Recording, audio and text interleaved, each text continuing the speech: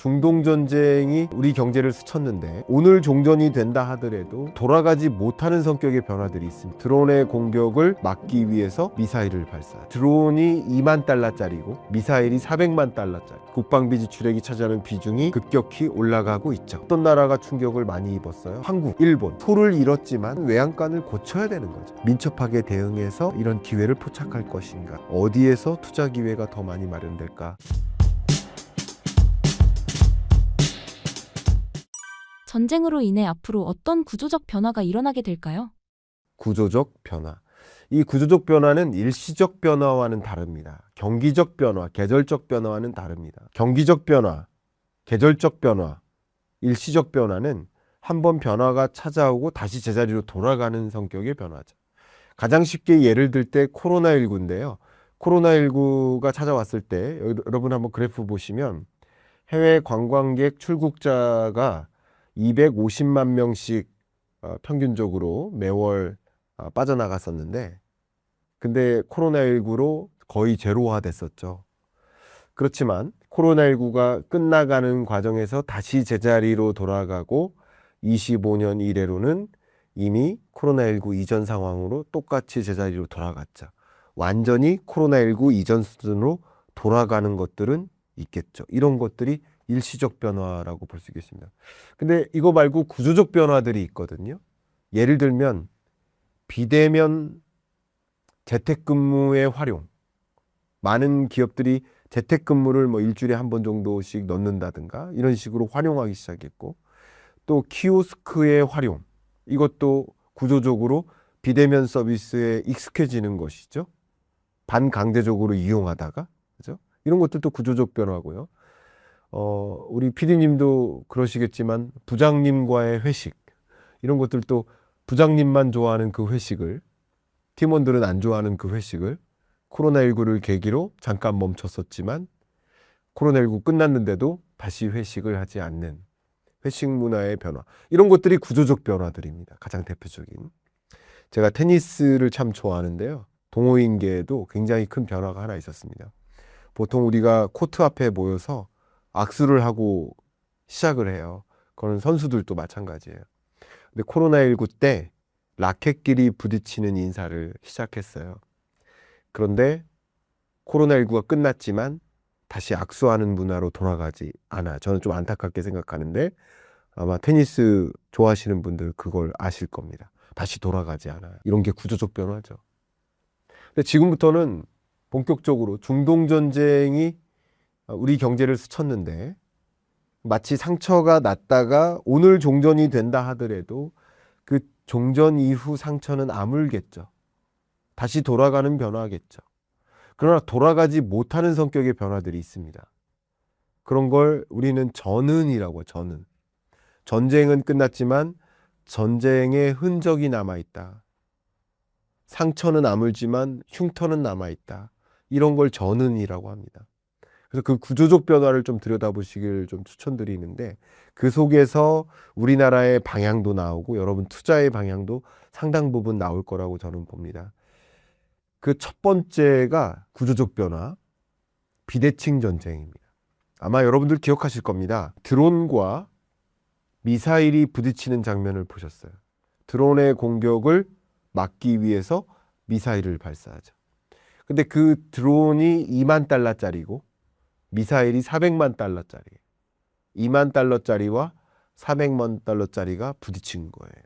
비대칭 전쟁이라고 할 수 있겠습니다. 근데 이 전쟁을 경험하면서 많은, 특히 전쟁이 격화되고 전쟁이 장기화되고 이런 것을 보면서 세계 각국은 불안해. 전비 올려야 돼. 국방비 지출 늘려야 돼. 하는 의사결정을 단행해요.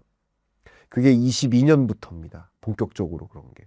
왜냐하면 러우 전쟁이 시작됐고 좋든 싫든 러우 전쟁을 경험하면서 적어도 그 인접 국가들은 국방비를 올려잡아야 되죠.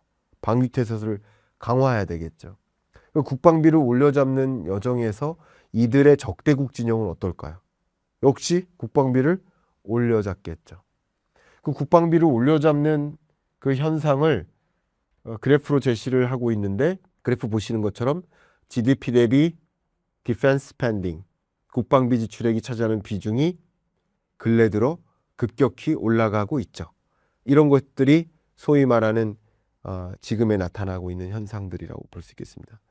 실제 22년 러우 전쟁 이후에 세계 주요국들이 국방비를 2025년까지 끌어올리는 그 현상들을 이 그래프를 통해서 확인하실 수 있을 겁니다.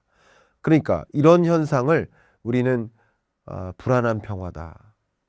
그러니까 평화지만 그 평화는 언제라도 깨질 수 있다. 왜냐하면 전쟁의 범주를 어디까지로 가정하느냐의 차이가 있겠지만 드론의 공격, 이것도 전쟁이고요. 테러도 두 가지 테러가 있는데 최근에 있었던 미국에서 자국민의 테러가 있겠죠. 주로 그런 테러는 반전 시위, 전쟁하지 말자라는, 전쟁에 반대하는 시위, 성격의 테러라고 먼저 가정해 볼게요. 자국민 테러 성향이 있겠고요. 혹은 뭐 이슬람 세력들의 미국 적대국 진영에 있는 강경파, 이들의 어떤 테러가 이어질 수도 있겠죠. 9.11 테러처럼. 이런 것들도 비대칭 전쟁이라고 표현합니다. 이런 비대칭 전쟁이 지속되고 그게 불안한 평화를 만들 수 있다. 그렇기 때문에 방위 안보 태세를 강화하고 테러에 대해, 테러도 사이버 테러와 물리적 테러가 둘 다 있는데 사이버 테러, 물리적 테러에 대응하기 위한 대응 태세를 강화하는 것. 이게 다 국방비 지출입니다. 피디님 혹시 그 총 사보셨어요? 총 안 사보셨어요? 총을 누가 살까요? 국방부가 사는 거예요. 국방비가 증액된다라는 얘기는 뭐를 뜻할까요? 방위 산업 사이즈가 커진다. 근데 그 방위 산업 사이즈가 커지긴 커지지만 어떤 방향으로 방위 지출을 많이 한다? 기존에 무기, 미사일 다 썼던 거 다시 병기고를 채워 넣겠죠. 국방비 지출이에요. 또 그 밖에도 전쟁 지원했었던 지원국들도 무기 체계를 다시 원복시켜야겠죠. 또 그 이상으로 원복하는 그런 과정에서 기왕이면 가성비를 앞세운 첨단 무기화, 이 부분에 대한 고민을 하겠죠. 잠깐, 국무원 김종수 대표가 3년 만에 돌아왔습니다. 12번 깡통 끝에 1년 만에 13억 번 비결, 절대 잃지 않는 주식 단기 매매 특강을 무료로 엽니다. 고정 댓글을 확인하세요. 그런 현상이 이 비대칭 전쟁, 중동 전쟁 이후에 발생했고 국방비는 증액하지만 비대칭 전쟁이라는 것을 고려했을 때 첨단 무기 산업에 대한 관심이 지배적으로 늘어날 것이다. 라는 것을 좀 강조하겠습니다. 그게 앞서 말씀드렸었던 유동성입니다. 국방비 증액이. 이 구조적 변화에 대응하기 위한 그 움직임이 국방비 지출로 이어지고 그것도 일부 유동성 효과가 일어나는 겁니다. 이런 부분을 저는 우리 기업들에게 좀 안내를 해드릴 때는 방위산업 기업들이 M&A를 적극적으로 해서 AI 기업을 샀으면 좋겠다. 위성통신 기업을 샀으면 좋겠다. GPS 기업 샀으면 좋겠다. 또 ICT 기업 샀으면 좋겠다. 그래서 첨단화에 더 도전을 했으면 좋겠다라는 의견을 드리고, 우리가 드론도요, 여러 가지 드론이 있는데 우리 항공 드론을 본 거잖아요. 근데 육상 드론이 있어요. 그리고 수중 드론이 있고요. 수상 드론이 있어요. 크게는 4가지 종류의 드론이 있습니다. 그럼 수중 드론은 잠수함과 상대를 할 것이고, 뭐 상대가 잘 안 되겠지만 보안 태세는 강화할 수 있겠죠. 그리고 수상 드론은 항공모함과 대적할 수도 있겠죠. 극단적으로 말씀드리는 겁니다. 제가 해군 출신인데 실제 2급함 PCC를 탔습니다. PCC함에 지금 한 100명 정도 가까이 승선하는데요. 그러면 이 2급함과 싸우기 위해서 2급함을 같이 진출시킬까? 아니면 수상 드론을 이용해서 상당 부분 그 함정을 요격할까? 뭐가 더 가격 효율적일까? 한번 생각해 보세요. 비교도 안 됩니다. 바로 그런 이야기인 거죠. 그래서 이런 여러 가지 관점에서 우리 방위산업 기업들이 좀 도전하고 대응했으면 좋겠다라는 의견을 드리고 싶고요. 여러분 투자자 관점에서도 그런 방향성을 가지고 또 투자 의사결정을 내리시면 어떨까 하는 의견도 좀 드려봅니다. 이게 첫 번째 변화고요. 두 번째 구조적 변화 말씀드리면 에너지 트랜지션입니다. EU 전쟁 때로 잠깐 돌아가 보겠습니다. 자료 보시면 EU 회원국들이 Repower EU라는 어젠다를 설정합니다. 이게 뭐 하는 거냐면 러시아 에너지에 대한 의존도가 152억 입방미터였어요. 이만큼의 러시아 천연가스를 샀어요. 근데 전쟁 이후 러시아에 대한 경제 제재를 발동하면서 러시아산 천연가스를 못 받았었죠. 그러니까 이제 우리 이만큼 러시아산 천연가스를 써왔는데 이걸 제로화하자가 Repower EU예요. 근데 어떻게 제로화하느냐라는 방법론을 여기 제시했는데 이게 제가 매년 경제전망서를 쓰지만 22년에 발간했었던 23년 경제전망서에 있던 그래프입니다. 그게 EU가 어젠다로 던졌던 그것입니다. 근데 지금쯤에 이게 얼마나 반영됐는지 궁금하시죠? 근데 먼저 말씀을 드리면 이 방향성 좀 복잡해 보이지만 큰 틀에서 두 가지가 제일 중요해요. 첫 번째는 에너지 믹스의 전환. 화석연료 발전 말고 그러니까 LNG나 석유, 석탄에 대한 의존도 말고 재생에너지에 대한 의존도를 늘리자. 원자력에 대한 의존도를 늘리자. 이게 에너지 믹스의 전환입니다. 두 번째는 에너지 수입처의 다변화. 왜 러시아산 천연가스에 100% 의존하고 있느냐. 다른 나라로부터도 천연가스를 수입할 수 있는 체제를 만들자. 이게 수입처의 다변화. 이 두 가지 구조적 변화가 있었겠죠. 있었습니다.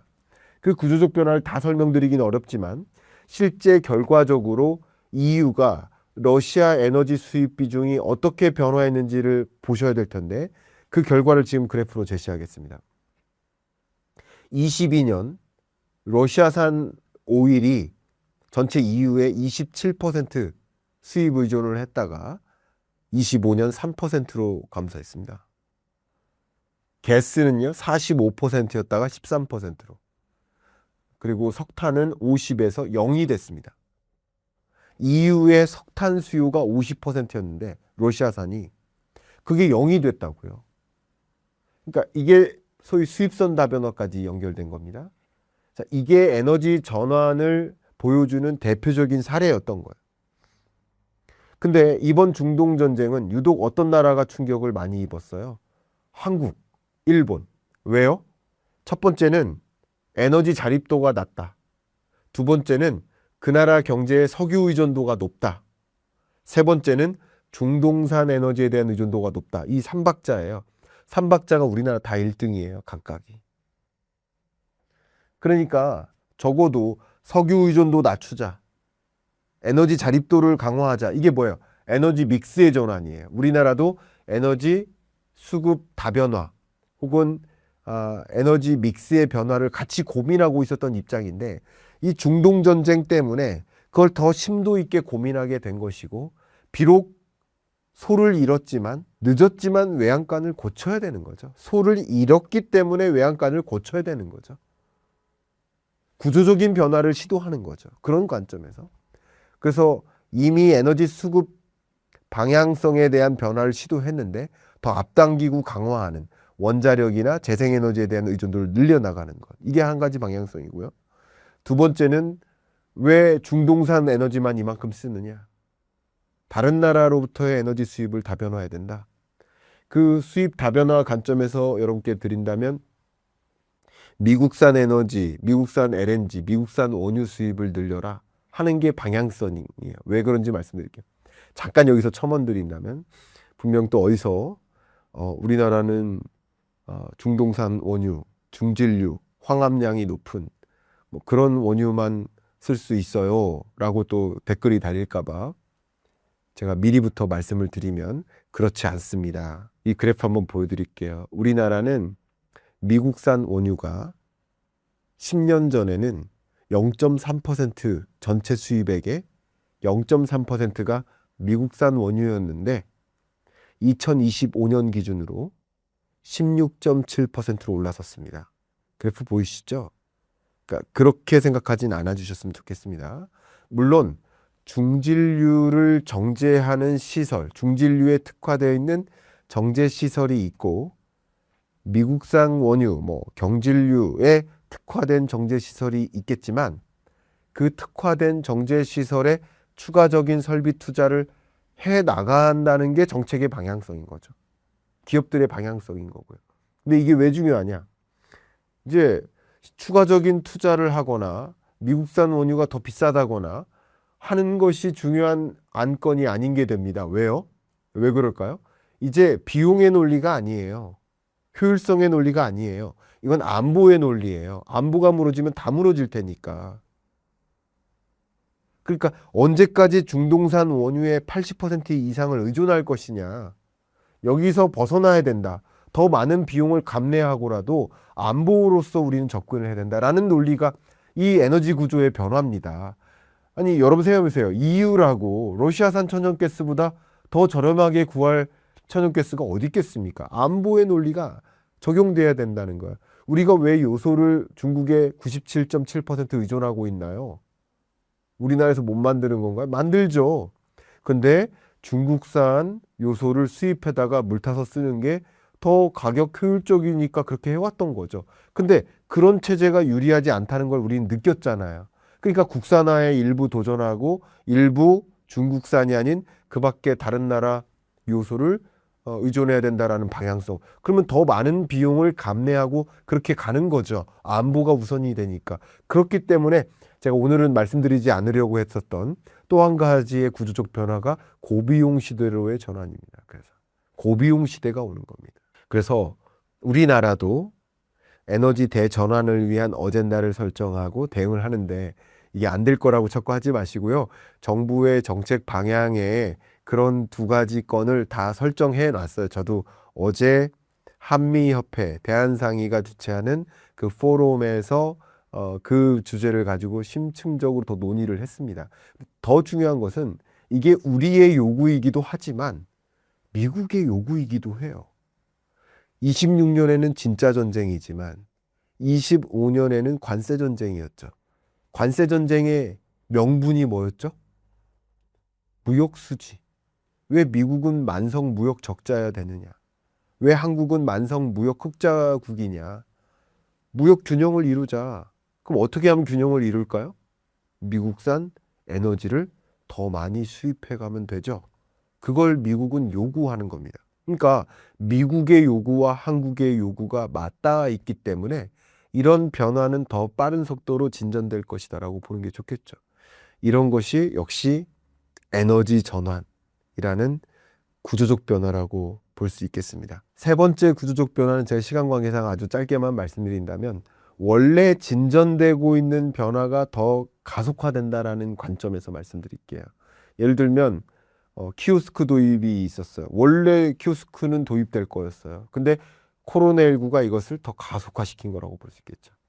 원래 비대면 혹은 원래 회식 감소 이런 일들은 전개되고 있었을 터인데 코로나19가 이런 것을 더 앞당기거나 가속화시켰다라고 볼 수 있겠죠. 그러니까 세계는 이번에 전쟁이라는 것을 보면서 또 에너지 구조 변화라는 것을 보면서 더 국가 경쟁력을 강화해야 된다라는 자극제를 확인했고 이제 국가 경쟁력은 컴퓨팅 파워, 연산력에 따라 달려 있구나. AI죠. 원래부터 AX가 적극적으로 추진되고 있었던 국면이었는데 AI를 활용하고 범용화하는 그런 움직임이 이 업계에서는 거세게 이루어지고 있는데 그 과정에서 첫 번째 시작해야 될 것이 AI 인프라인 거죠. 그 AI 인프라를 세계가 구축하고 있는 과정인데 그 AI 인프라의 대표가 데이터 센터 아니겠습니까? 주로 데이터 센터 DC 중에서도 AI DC, AI용 데이터 센터 보급 속도가 굉장히 빠른 속도로 전개되고 있죠. 근데 지금 현재 데이터 센터의 개수가 11,400개 정도, 이 정도 이르는데 거의 매일 한 20개씩 늘어나는 모습이에요, 세계적으로. 데이터 센터가 계속 늘어난다. 그러면 무슨 수요가 계속 늘어날까요? 당연히 GPU와 HBM 반도체 수요가 늘어나는 거죠. 왜냐하면 데이터 센터의 핵심이 그 영역이니까. 그래서 서로 AI 경쟁력을 강화하기 위한 행보를 하고 있는데 AI 인프라 구축도 경쟁하고 AI 모델을 가지고도 경쟁하고 AI 서비스를 가지고도 경쟁하고 있습니다만 일단 그 무엇보다도 그 초석은 AI 인프라인 것이고 근데 AI 인프라만으로 다 되는 것이 아니라 이게 지금 AI 밸류 체인이거든요. 여러분이 AI를 이용하신다. 저는 AI 안 쓰는데요. 여러분 이 영상 보고 계시면 이미 의도적이지든 의도적이지 않든 AI를 이용하고 계신 거예요.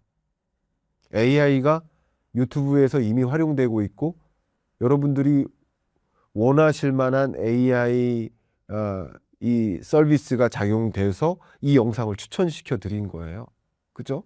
그러니까 여러분들 AI를 이용하는 이용자예요. 근데 이용하기까지 뭐부터 있을까? 맨 앞단엔 뭐부터 있을까? 석탄, 석유, 천연가스부터 있겠죠. 그 화력 발전을 통해서 전력을 생산하고 전력을 공급시켜야 되는데 그 데이터 센터가 여러분 가장 대표적인 예가 우리나라의 현존하는 지금 짓고 있는 거 말고요. 현존하는 가동되고 있는 데이터 센터 중에 제일 큰 게 세종에 있어요. 각세종이라고. 그 세종에 있는 데이터 센터가 여기 인근 지역에 고양시가 인구 106만 명이거든요. 고양시의 가정용 전력보다 이 데이터 센터가 더 많은 전력을 소모해요. 그러니까 데이터 센터 건설 경쟁 속에 있는데 데이터 센터가 건설 부지를 선택하고 뭐 인가를 받는 과정에서 전력 공급이 충분한지를 평가받고 있어요. 그러니까 전력을 공급해야 돼요. 그래서 앞에 말씀드렸던 에너지 트랜지션이라는 변화가 더 급물살을 타는 것이고요. 그리고 그게 뒷받침되어야. 그래서 뭐 원자력, SMR, 그리고 뭐 재생에너지 다 마찬가지예요. 그래서 이런 전력으로의 전환, 에너지 전환도 기본이 깔리고 이것과 함께 AI 트랜스포메이션도 강하게 전개되는 이런 것들이 소위 말하는 이번 중동전쟁 이후의 변화고, 앞서 말씀드렸던 것처럼 비대칭 전쟁과도 연계시켰을 때 누가 더 첨단 기술을 접목해서 가성비 높은 국방 무기를 만들까, 무기 체계를 구성할까, 이 부분에 대한 초점이 기울어지고 있기 때문에 AI에 대한 요구가 더 커지는 거죠. 잘 생각해 보면 드론은 이제 AI 드론이다. 그러면 이게 피지컬 AI예요. 국방 장비에 AI가 활용된다라는 것은 다 그게 피지컬 AI예요. AI 냉장고도 피지컬 AI고, AI 자동차도 피지컬 AI고, AI 로봇도, AI 키오스크도 피지컬 AI예요. 다 피지컬 AI예요. 이런 식으로 확장되는 국면임을 이해하신다면 코로나19 이후에 구조적 변화가 전개됐듯이 포스트 워, 중동전쟁 이후에 세 가지 관점, 고비용 시대도 잠깐 커멘트 해드렸으니까 오늘은 네 가지 관점의 구조적 변화를 소개했네요. 그 밖에 이 전쟁이 가져올 어떤 구조적 변화가 있는가를 들여다보시면 그 안에서 내가 어떤 의사결정을 내릴까, 기업들은 어디서 비즈니스 기회가 있을까, 또 우리 정부는 어떤 경제정책을 더 제안할까, 그것을 통해서 이런 구조적 변화에 민첩하게 대응해서 이런 기회를 포착할 것인가, 우리 투자자들도 역시 어디에서 투자 기회가 더 많이 마련될까 하는 것을 들여다보실 때 다른 것보다도 구조적 변화에 더 민감하게 대응하시라 라는 조언을 좀 드리고 마무리하겠습니다.